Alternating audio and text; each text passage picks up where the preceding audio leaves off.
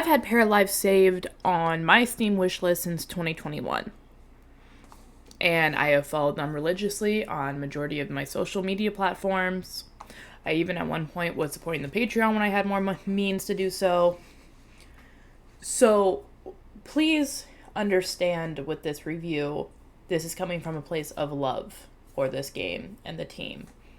But I'm also a very, very honest person, and I'm conflicted about the early access of Paralives. Let's get into it. If you're new to my channel, you know nothing about me. I don't know why I started like that. If you're new to my channel, I play a lot of The Sims. I even played Inzoi, which honestly, to get into it, Paralives is better than Inzoi in my opinion. From when they first started, I don't know about Inzoi recently with their new updates. I have not really touched it. Yikes. But there is just something missing, it feels like, in Paralives. And I think mostly it's a personality issue with said paras. Now, for everything else, bugs, glitches, build by issues I have, I can be nice enough to understand that it is early access, they will be fixing these bugs. But the paras themselves, and so far, how they have the characters feels dull. In a nice way to put it. Anytime there are events going on, there are no other paras around when my para is doing stuff. I keep trying to say sim, but para.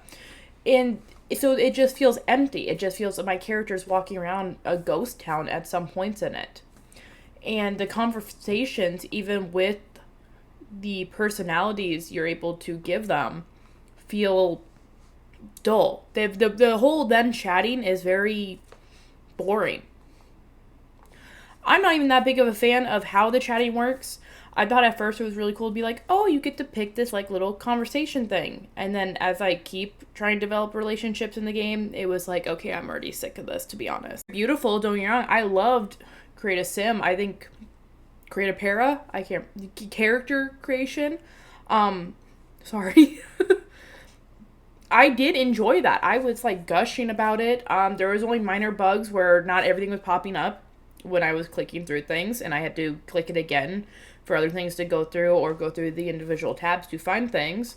But other than that, they were gorgeous. The height creation was very nice. All the ways you can manipulate and shape the paras was it's a big selling point, honestly, for the paras themselves.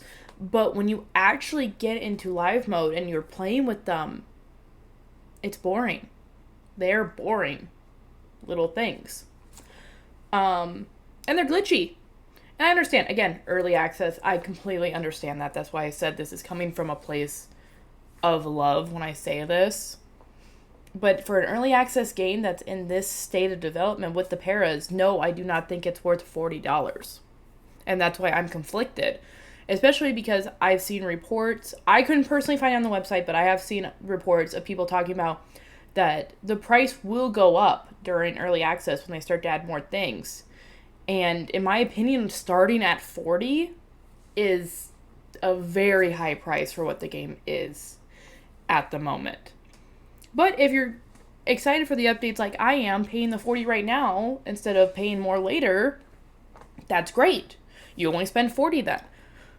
But I can understand why people will be hesitant to want to spend the money on something that's, in a lot of cases, unfinished. And that's just, I don't think that's a bad thing to be like, maybe it could have been cheaper. I think everything should be cheaper right now in general, don't get me wrong. But for a game that's $40, I was sick of it.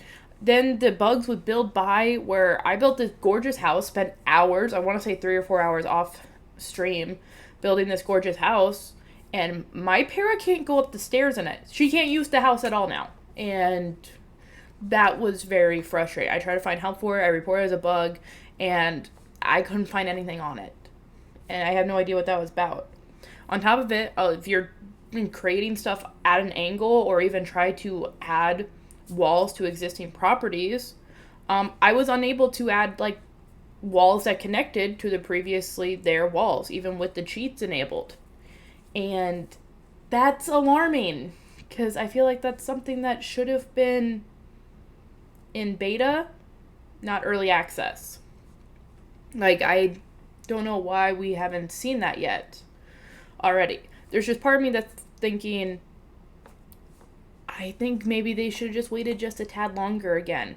I already know that Paralives was delayed at 1.4 early access, which I completely understood when that happened. I think maybe it should have happened again. And this is a minor issue, but I made my sim para whatever a jester, and she woke up mad every day. I hoping that's a glitch, because it was like, oh yeah, like you'll wake up with a different moodlet, or like it'll be a random moodlet every so often. It's like, oh, that's interesting. But when it's just anger, it was like, I don't want to play with you anymore. That's just my opinion on it. I'm trying to, like I said, this is coming from a place of love. I'm not saying don't go out and support them. I think actually we should be supporting them. I just think the Paralives team shouldn't have listed it for $40 for what we have. $20, I'd be like, yeah, $20 early access, and then going up to $40 once they've added more stuff. Cool. The idea of this going up past $40, it kind of gives me icky feelings. And before someone's like, well, the Sims games, I stopped buying the Sims DLCs a while ago. I'm going to admit that now since I haven't really been doing reviews on it. I haven't been buying them since I've been reviewing them on this channel. I'm not telling you how I've done that. I'm not the one paying for them. I agree the Sims prices are ridiculous, which is why I stopped paying for them. You can't just use, but The Sims, but EA as an excuse for other companies to be just as greedy.